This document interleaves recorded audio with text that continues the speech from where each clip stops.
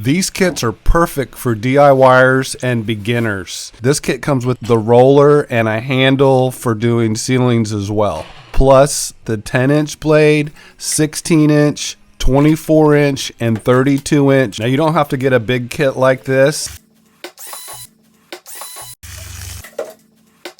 Now mix your joint compound to a thick yogurt consistency.